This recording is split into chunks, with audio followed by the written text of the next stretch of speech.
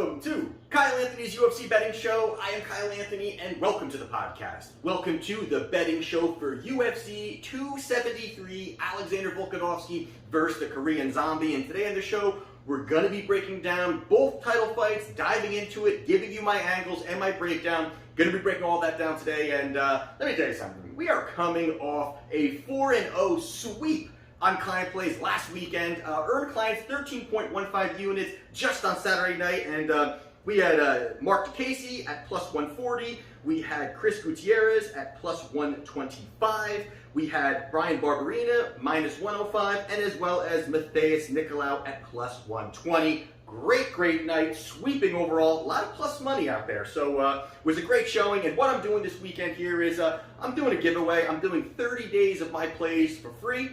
You got to go onto Twitter and at Kyle Anthony UFC to enter. But what I'm looking to do here is, you can check the post out there, but basically all you got to do is you got to like the post, you got to retweet the post, as well as you got to make sure you're following me on Twitter. And what from there, what you basically got to do is in the comments section, let me know who's going to win the main event and what round, or by decision. And if you do, you get 30 days of my plays for free. So definitely go onto Twitter at Kyle Anthony UFC, take a look, and enter the contest. But with that being said, we're going to dive into the main event of the evening between Alexander Volkanovski and the Korean Zombie. Right now you've got Volkanovski. He is at a minus 850, and on the other side you've got the Korean Zombie coming back at plus 540. So we're going to break it down here. We're going to get into it, and as we always do here on the show, we're going to break down 3 fights for each fighter, see what we see if one fighter can expose the other, and if the line makes sense to place a wager. So, we're first going to be talking about Alexander Volkanovski, and 3 fights ago, he fought Max Holloway for the first time. Now, the thing about this fight here, I'm not going to dive into this one too much, but the thing about this one here is, I really like what Volkanovski did right out of the gate, and it's something that he does pretty much every one of his fights, which is his leg kicks. And that was something I think that I think it really threw off Max Holloway. I think he didn't realize how accurate he is, how many that he's going to throw. I just think that Volkanovski mixes it in extremely well, snaps it out, and I think that really threw off Max Holloway in that first fight. Kept him out of rhythm, wasn't able to really set in. It didn't look like the normal Max Holloway. Of course, Max Holloway is going to have good moments in every fight. It's very tough to dominate a guy like him, even in a losing situation. But even out there, he really dictated the pace. I think that the damaging shots were really landing for Volkanovski. It just wasn't a good showing for Max Holloway, but more credit to Volkanovski, the way that he was mixing it up. But again, I thought it was a great showing, really getting Max out of his rhythm early in that fight. But with that one right there, we're just going to kind of skip over that one a little bit quicker here. Volkanovski does get the victory over Max Holloway via decision. Then 2 fights ago, he fought Max Holloway for the second time. Now, this one was a situation here where Max made adjustments, and that's something that he's extremely good at. I mean, he's really good. Even during fights, you can see he's very good at just changing it up, changing up his game plan, getting good reads. You know that Jung, we'll talk about him later, but, that's another spot where, he's kind of that same way. He just picks up data as he's going, calculates, and then starts to really pick his opponent apart using that information. And this was a spot here where I thought that Max did a good job here, and he was trying to get out of the way of some of these leg kicks. He was a little bit more in tune with those, and I think that that's what really kind of helped him early in the fight. Now, the one thing I will say, though, is that, Volkanovski is pushing forward, throwing out good volume. And early in that fight, and you even heard some of the announcers kind of say it, that, hey, Max is up, 2-0, or maybe it was 3-0, or whatever it was. I think it was Bisbing or whoever it was stating that Max was winning those early rounds. And there were some close spots there where he maybe Max, but Volk really started to dig in later in that fight. And I thought that's really where he took over. And that shows a championship grade fighter. Not that Max is not, of course, Max is up there as one of the top guys ever in the division. But I like what he did there, just is able to really dig in deeper into fights, showing he could last, showing that even when he's hurt, he can still kind of keep pushing forward. There were spots in there where Max dropped Volkanovski. Volkanovski was able to get back up and kind of get back to his feet. Max was kind of making fun of him a little bit, mocking him when he dropped him early and landing some good shots. But Volkanovski's always there. He's a hard guy to hurt. He's going to keep moving forward. He's going to stick to his game plan. He's very averse when it comes to damage, bouncing in and out. But he goes out there. He did get the victory. Some people thought it was a robbery. I had it as a 3-2 Volkanovski, but there was very, very close rounds in there. But he goes out there and he does beat Max Holloway. And then most recently, he fought Brian Ortega. This was another spot here where, it was almost, the pressure again, you're going to see it where it was the pressure again, moving forward, landing big shots, but it was just such a calculated, strategic, with Volkanovski. He didn't want to overcommit. He didn't want to push too forward ahead and allow Brian Ortega to really get his hands on him. Obviously, we know what happened later in the fight, but he just was able to really stay light-footed, keep on the outside, land big shots, then bounce back out, land big shots. You got to say that Ortega looked better on the feet, no doubt about it. I thought that he looked a little bit better, but that threat of just the takedowns can throw off a lot of fighters. And not like that it threw off Volkanovski, but he knew, I got to stay at a distance. I don't want to be anywhere in a grappling situation. So this was a spot here where the chin of Ortega was tested. There were some big shots that were landed, but you got into that third, I think it was that third round, where it was just looking like it was really pretty much all Volkanovski in that fight, and Ortega, where his face is battered, bruised, beaten up, and in that spot where he just one little miscalculation where Ortega landed a shot, Volkanovski kind of fell. It wasn't really this clean big shot that dropped him, but as soon as he gets down, Brian Ortega latches on a guillotine, trying to get a mounted guillotine, trying to get him, and it looked like there was a spot where he was gonna tap. He looked like he was extremely in a very, very bad spot where you look at Volkanovski's face, ends up getting out of that, and then quickly there was another situation where he gets into another, he's in a triangle choke. That looked bad all of a sudden, but Volkanovski is so damn tough. Once again, it proves it there where it's later into the fight, and there are some bad situations, even where Brian Ortega has you in the triangle. That pretty much is the end of the fight in most situations where he's got you in that spot. But Ortega was battered, beaten. I don't think he had the strength to kind of keep it there. If that happened earlier in the fight, maybe we're saying there's something different happening there. But he goes out there, he does get a clean decision victory, but there were some scary spots for Volkanovski in that fight. But he goes out there and gets the victory. Now on the other side, we've got Korean Zombie. Korean Zombie from Fresco, he fought Frankie Edgar. Now this is a fight here, we don't got to dive into this one too much because Zombie steamrolled through Frankie Edgar. It was... Listen, I like Frankie. Frankie is a good Jersey boy, and I'm always going to be a fan of him, but boy, this looked like a bad showing. He went in there, Zombie landed one good shot on him, rocked him, he got back. He kind of came back too, dropped them again, and Zombie then got on his back, landing big shots from a mounted, from the back mount. And then from there, somehow Edgar kind of gets up, but it was almost as if Zombie wanted him up because he knew Frankie was done, lands some big shots, puts him away in the first round. A dominating showing for Korean Zombie, but again, the chin of Frankie, age, MMA mileage, a lot of stuff going against him in that fight. So Zombie goes out there and gets the victory there. 2 fights ago, Korean Zombie fought Brian Ortega as well. Now this is a fight here where there's definitely more things to take out of it here. And the one thing here that I thought that Zombie looked terrible.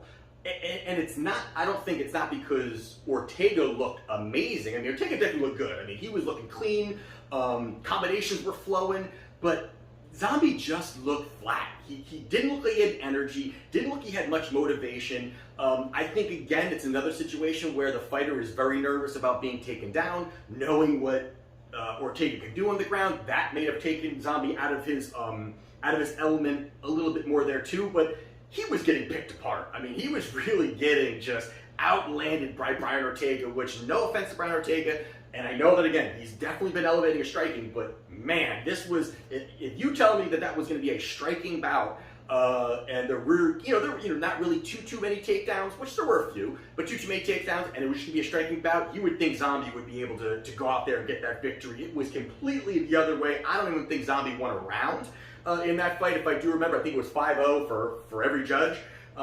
So there you have it there. Zombie looked bad. definitely a lot to take away from that for another situation here where, on the other side, where Volkanovski almost felt like he was playing with his food a little bit, going out there and slapping Brian Ortega around a little bit. But he goes out there and he does get the decision loss, to Brian Ortega, where Ortega went out there and won every single round. Then, let's see here. Then, most recently, he fought Dan Ige. So he fought Dan Ige most recently, and this was a fight here where I thought Zombie looked great. So it almost looked like it was a different fighter when you're looking at the fight prior against Brian Ortega, where Zombie looked flat, no energy, Brian was outlanding him, and then in this situation here where he looked like just really mixing the level changing together, adding in nice shots, outlanding Danny, who's got some good boxing and definitely is well rounded with some wrestling. Pressured him, pushed forward, landing big shots, controlling the action from beginning to end. Really, there wasn't really too many highlights or high spots, I should say, for Dan Ige. And this was a spot here where really he just looked great. Zombie looked great, great volume, pressuring. It was kind of like that fight with Ortega was almost like an outlier, just the way that he looked and everything. Where in this fight here, most recently, he looked fantastic. He goes out there and he does get the decision victory over Dan Ige. So with that being said, obviously you've got Volkanovski, current champion, well-rounded, strong leg kicks. That's his best weapon there. Good volume, has good cardio, and he's just a strong dude. He is just a strong guy. And on the other side here, you've got Zombie. He's got the power, the pressure. But I think the biggest thing for me here, when we're breaking this down now here, is obviously is the boxing and the stance at which Korean Zombie has, and It's this boxing stance where he really likes to dig in and he likes to just stand and brawl and get in your face. And that, I think, the stance at which he has, where he has to have a strong base to really stand and throw, is going to leave a ton of leg kicks there for Volkanovski to land. It's going to be there from beginning of the fight, I think, to the end of the fight, unless Zombie changes a little bit, but he is not. He's a flat-footed guy. He's got this plotting style where he just comes forward. He's willing to take a shot to give a shot. And a lot of times he's going to want to take those shots to his face, or he's going to want to take these shots in different spots. You can't take leg kicks all fight long. I think that that is really going to be a difference maker here. We know it's a difference maker for Volkanovski already. We know that's one of his best weapons. But I think the stance for Zombie is going to leave a big target for Volkanovski to be firing these and slowing down the Zombie even further than he is already. So I think that is really going to be where he starts chipping away early on Zombie. So I think that's a massive disadvantage, I think, for Korean Zombie there. But, I do like Volkanovski to go out and get this victory. But I think there's a method of victory playing here. And the first thing here is both these guys are durable. Very durable, and you've got two guys who definitely can take a shot. We've seen both these guys take shots. We've seen them have the cardio. We've seen them go 5 rounds. We've seen them go deep into fights. We've seen them in big brawls. We've seen them in all different spots, and they've shown to have the ability to kind of extend fights, to take a shot where guys may take a shot and go down. And these guys are very, very durable. That is a massive part of this. But you've also added the fact that both of them are somewhat more Volkanovski, but they're defensively, reliable. Sometimes, Zombie likes to take some shots to the face, but Volkanovski is not a guy that's going to just stand in the pocket and brawl and fire and allow somebody like Zombie, who is going to be wanting something like that. He's not going to allow him to do that. So I think that that's a situation where you're going to see Volkanovski, and I know that he's talked about it recently on an interview. He said, I'm going to get the finish within 3 rounds. Is that possible? I'm sure, of course that's possible. But it's not really showing what he's done in his career. Now, over his career, he has, I think it's here, he's got 13 finishes and 9 decisions in his career. But over the last 10 fights, 7 have been decision and 3 have been by finish. And it just, to me, and then you've got someone like Zombie who is a durable kind of guy. So it's not that, and I think that that's something that is bothering Volkanovski a little bit, where people are saying, hey, he's been point fighting. And again, he's fighting some of the best fighters in the world, and he's going to a decision, but he's looking good in these decisions. But he just doesn't have that ability to get these finishes. And I think that is a spot where you can find value in a situation here where you're looking at Volkanovski, who's a minus 850. And I do like him to get this victory. Zombie has a puncher's chance, of course, but I do like Volkanovski here. But I like Volkanovski via points, getting off the big number of minus 850 and getting it down to minus 135 on Volkanovski via points, I think is value there. I think it's absolutely a great spot. So for me as my free play, I'm going to be taking Alexander Volkanovski via points minus 130. And my other free play is going to be the other title fight of the evening, Petr Yan versus Aljamain Sterling. We've got Yan at minus 480, and the comeback here on Aljo is plus 350.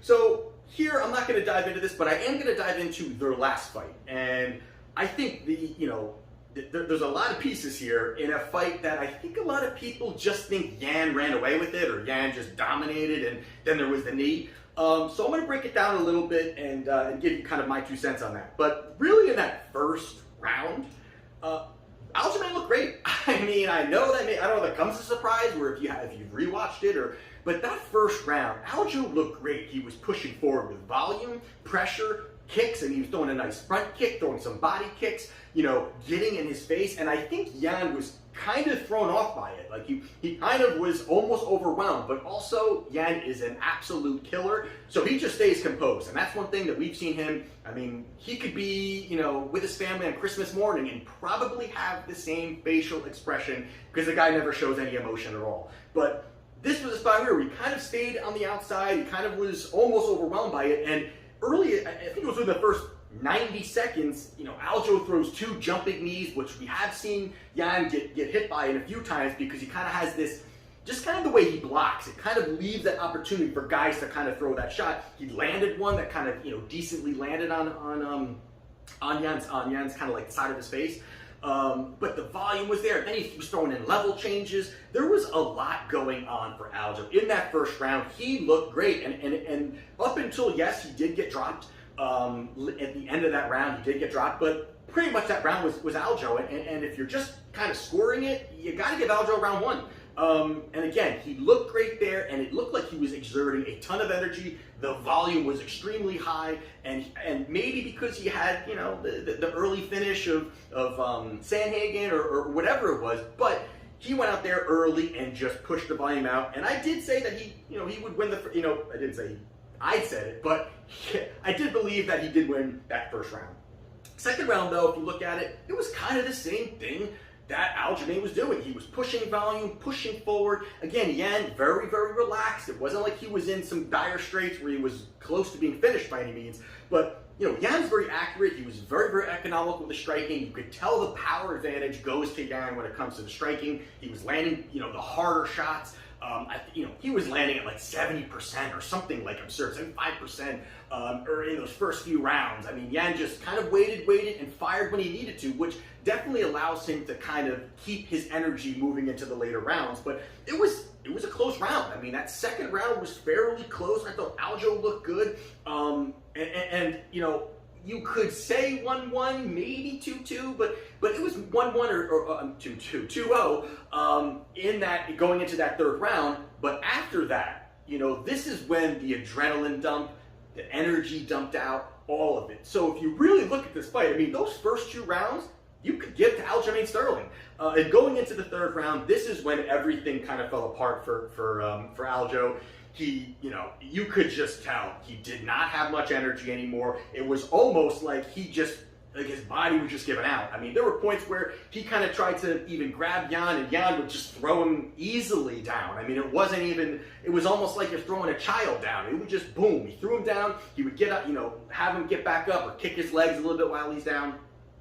And that was starting to be where the pace started coming from Yan. Everything started pushing forward. He really, looked relaxed. He kept kept landing heavy shots, and this is when, again, it started chipping away. Sloppy takedown attempts from Aljo. It looked terrible. This is where it almost looked like Yan was like, okay, this fight's now, it's coming to me, he's done, let me find my finishing shot here. Going into the fourth round, a lot of the same thing again, Yan landing big shots, Aljo almost looked like he had nothing left, and then the knee happens, the illegal knee, fight over, Aljamain becomes a champion. So, with that being said though, this was a competitive fight early. As much as we want to say how, the memes that come out for Aljo and all these other things, he had a lot of success. And for me, the first thing here is that if Aljamain Sterling doesn't go balls to the wall in that first round or round and a half, and if he kind of stays within himself a little bit and kind of is a little more economical and utilizes he's very well rounded, he's got a great skill set, a lot of great striking ability, I think that helps him. If he can kind of get a little and kind of hone that in, I think that helps him tremendously if he could just dial it back, be patient, and then he can start finding success and allowing some of these opportunities to get to him. Now, Petr Yan is the kind of guy, again, who's going to be very patient. He's going to look for his big shots, and then when he feels it's right, he's going in for the kill shot. He doesn't just, again, he allows the fight to come to him. A lot of times people say he's a slow starter or whatever it is, but a lot of times he's the kind of guy that says, all right, let me see what you got. And he's okay. He understands the fight is 5 rounds, and, not that he gives up a round, but I think he's very comfortable with, okay, well, let's see what you got. That helps me so much for the rest of the fight. I'm willing to kind of see your movement and see what you're going to be offering offensively.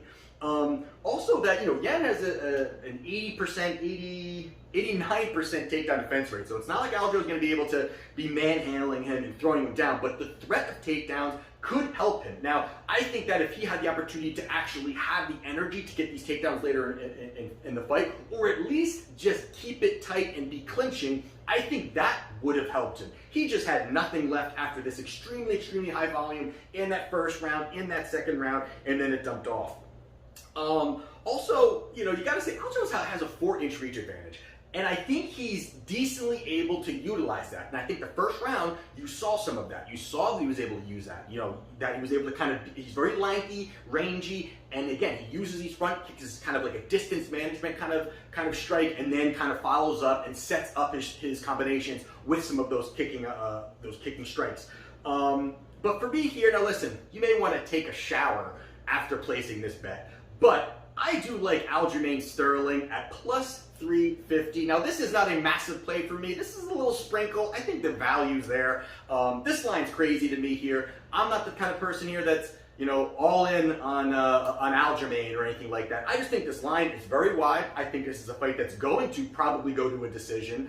I'm not taking Aljamain via decision just because I think there's enough on the bone here at plus 350 where, hey, I'd rather sprinkle that than really, swing for haymakers. And that's another thing that I think a lot of people, I see people on Twitter do all the time, they're firing off all of these methods and all of these props and all of these things, and they're probably losing a lot more than they're ever going to win on those. I mean, they'll lose 15 of them, and then they'll hit one that maybe is a, plus 500, but you're just losing money on your bankroll by really trying to hit some of these. They're very difficult to hit. That's why they pay a lot. So I'm not one to really, kind of dive into these, Aljo by, third round submission, all these crazy things. I'm more happy with, hey, listen, give me, give me the guy at this plus number. I'm comfortable with it. So for me here, again, take a shower after you place this bet because it's a little dirty. But Aljamain Sterling plus 350 to get the victory. A little sprinkle on that. So those are my 3 plays for UFC 273. If you want to get my client play package, link down in the description. And got 3 plays up right now. Probably going to have about 5. That's a lot for me normally, but going to have about 5. So we'll get all into that there. If you want to be a client, at wagertalk.com. Link down in the description. And this is Kyle Anthony's UFC Betting Show, and we'll see you next time.